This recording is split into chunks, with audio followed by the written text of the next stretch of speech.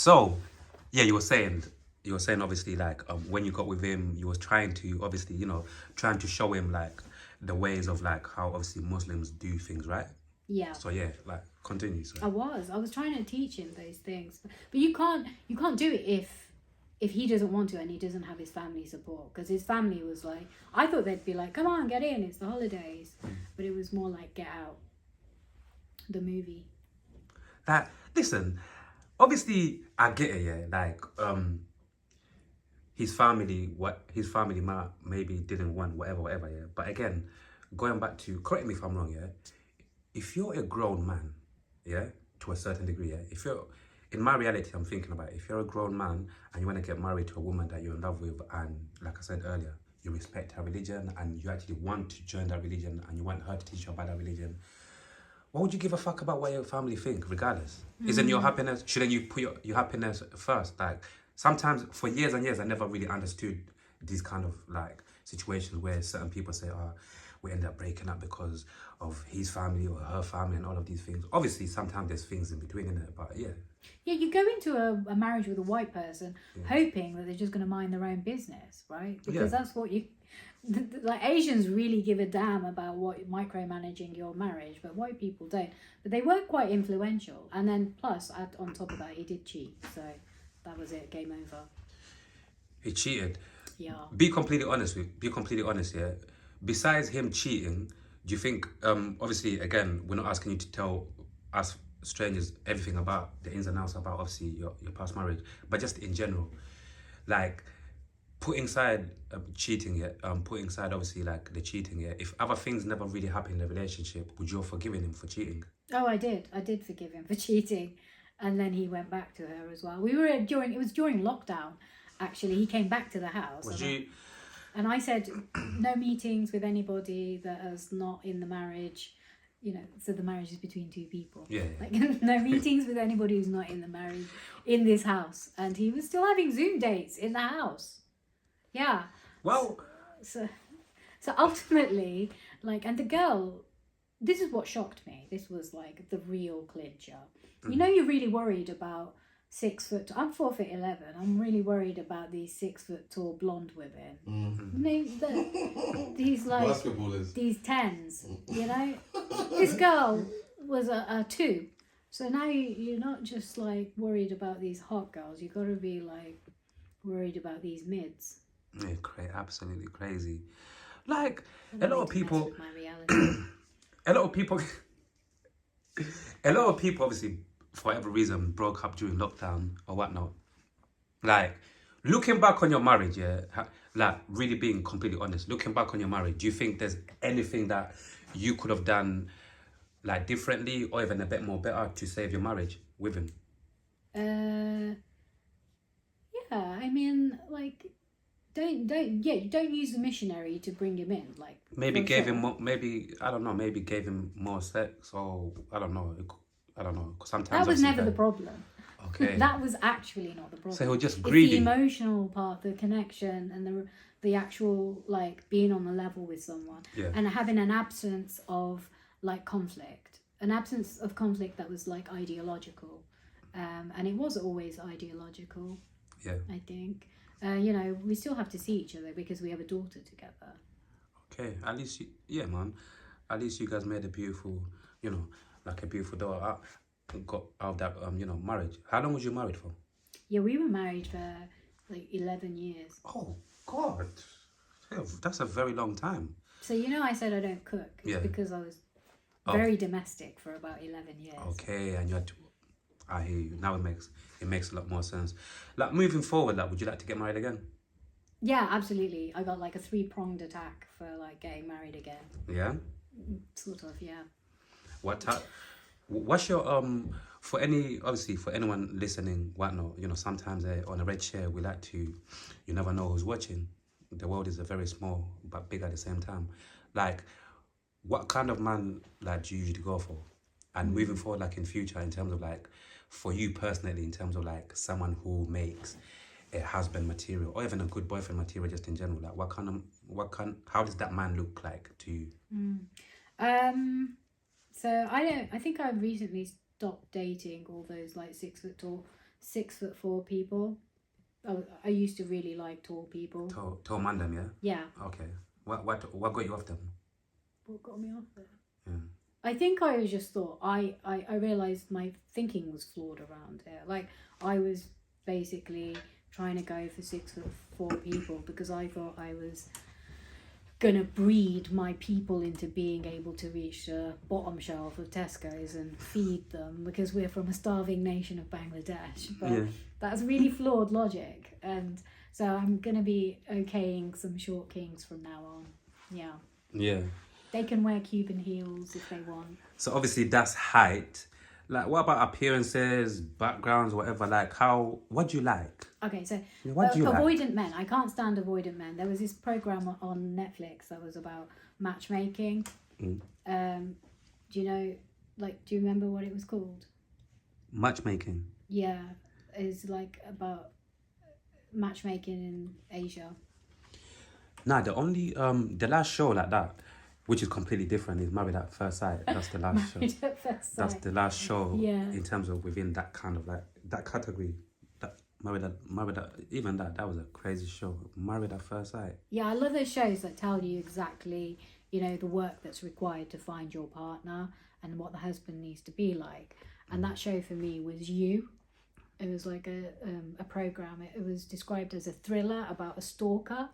I was like, this is an instruction manual on how to be a fucking awesome husband, because this is what I need. I need 20 hours of solid research into my friends and family. Yeah, I need you to find out that my irritating colleague has a nut allergy. You know, I need you to know all those mundane information. You need to do your research. Talking about colleagues, and obviously you're a lawyer, solicitor. You know, like when you you see that when you're on stage, you know, like doing your material, doing your comedy, like, do you ever like, or even when you're creating your jokes, yeah, like however you create your jokes, do you ever like think to yourself, maybe I might not, let me try to not say this, or let me try to not go like in this angle in case this affects my job? No, I don't. I should. I tell people when I apply for jobs, and I've applied for multiple jobs in the last 2 years, that I'm a comic. But one thing I can rely on is people are inherently lazy, so they don't check you out. Interesting. So I've got like jokes about a girl bleaching her pum-pum, and you know, none of my colleagues have bothered checking, but they say they've looked at my website. I know you're lying. Because you'd bring it up. You know, you'd bring that up. I want to be a judge eventually. So. Oh, that's what you're working towards, yeah? Yeah, so okay. I want judicial appointment. Jeez. So that requires an integrity test. Okay. And you have to be able to hold an audience in a courtroom, and you have to be trustworthy. You can't even practice law when you're a judge. You know, a full-time judge can't actually practice law because they have to have a certain amount of command. I imagine they're going to say you probably won't be able to post material on, like, you know, bums and bleaching. Yeah. What made you want to be a solicitor / lawyer? Did you want to like just eventually just defend them on them or something, like, you know? Eventually. Yeah, just. No, I'm not a criminal lawyer. I'm not a criminal lawyer. Okay. Yeah, I was like, I'm not into that. No, I'm not into, like, you know, in it for the risk. Okay. To be honest, like, when I was 7, like, my dad was just like, this is Saleha. She is an underachieving lawyer. That's how he used to introduce me. Hold on, what do you mean underachieving at 7 years old? Yeah, I was an underachieving lawyer, basically. Interesting. Your dad sounded like he was a very interesting man. Yeah, you grow up with tiger parents. They were going to introduce you as like what they want you to be, and that's how they condition and brainwash you into being successful. It works.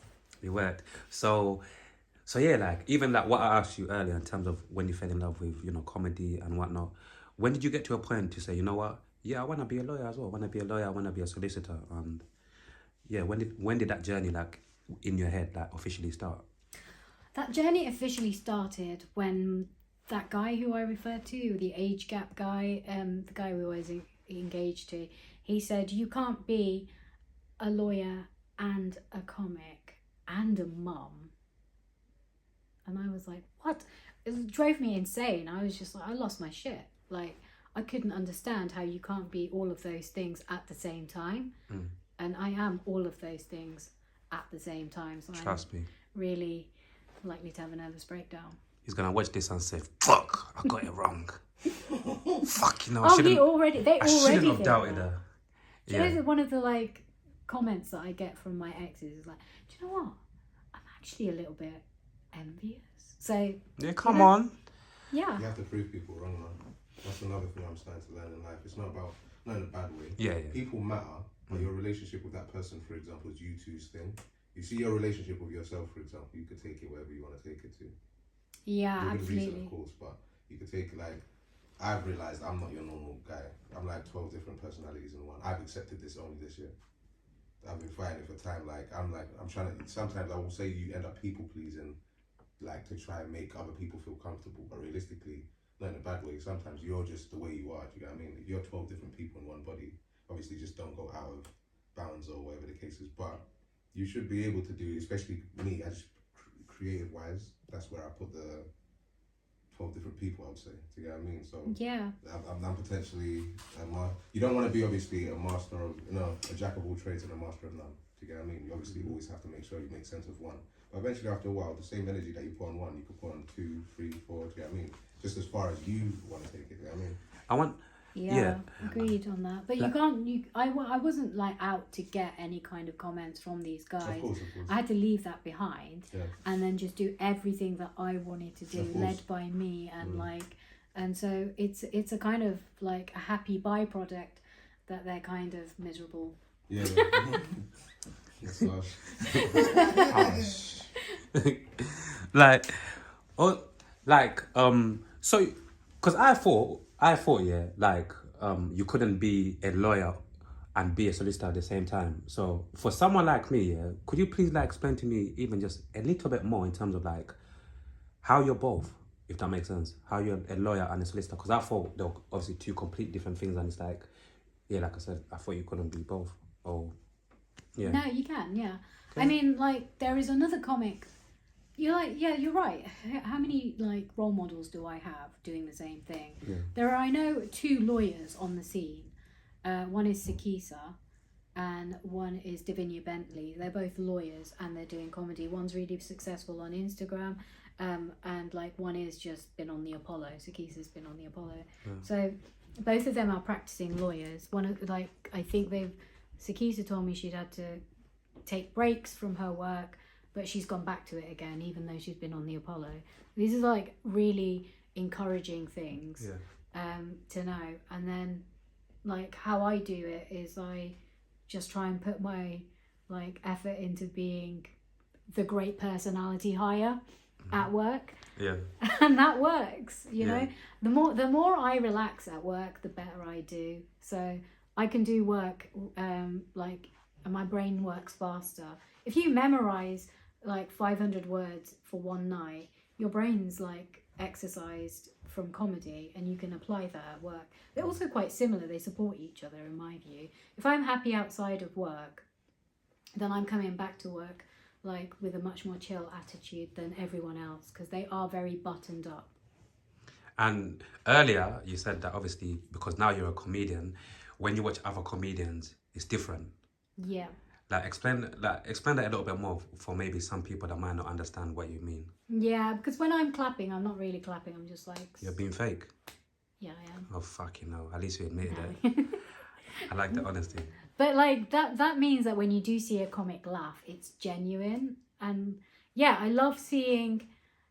There's something really special about seeing your own friends doing some new material, and it's great.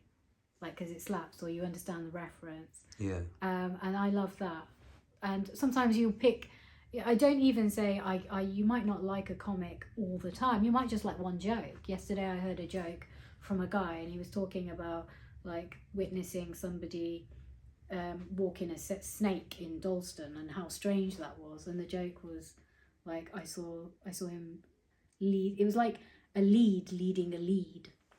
and I just thought that was hilarious. Yeah. Like an interesting image. And yeah, sometimes you just like a joke, that's enough because it's magical.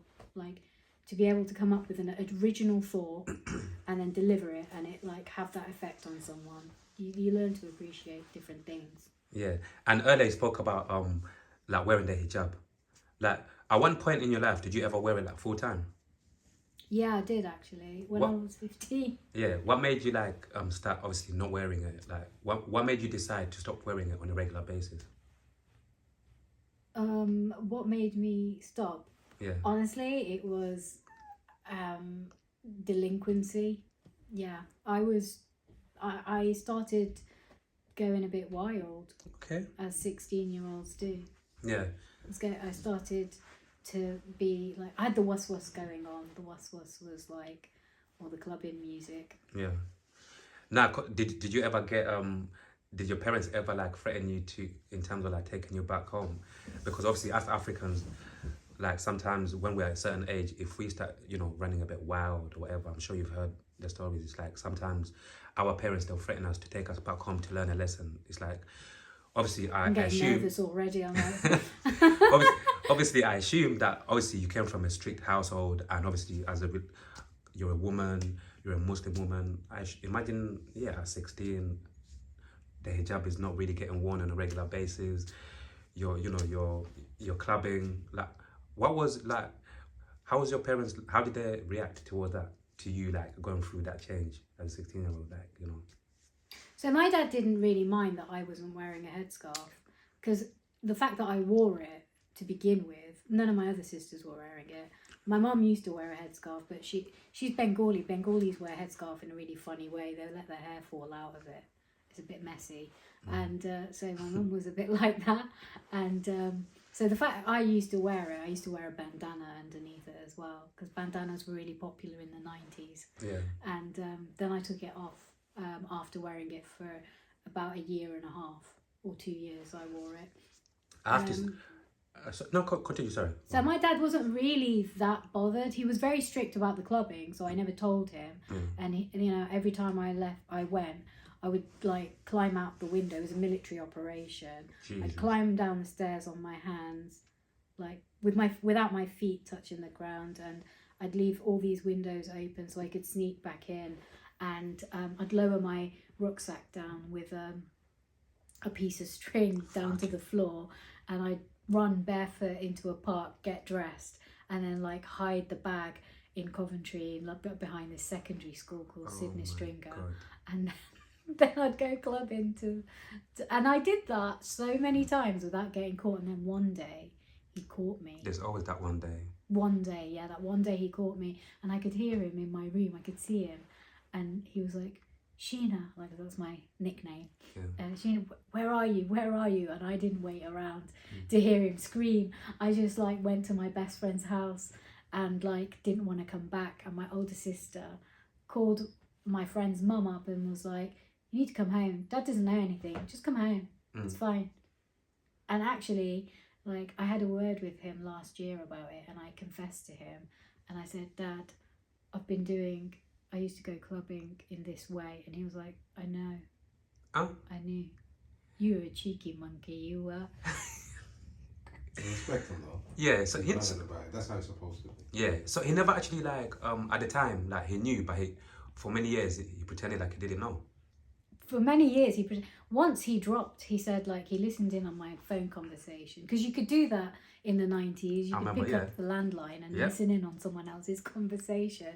And he didn't know, but he dropped it. He's like, so what are you doing? Are you going to go to the Collar? It was the Coliseum. The minute he mentioned it, I was like, he knows something. Yeah. So that's the only time he let on. But my dad was a very angry guy. So like he's turned a corner since then, and he's very chill. But you know, it was really freeing to tell him that I used to go clubbing. I had to leave it for about 30 years, but you can tell your parents anything. You just got to leave a bit of space. A bit of space. We used to get mashed up, but that's for a different story.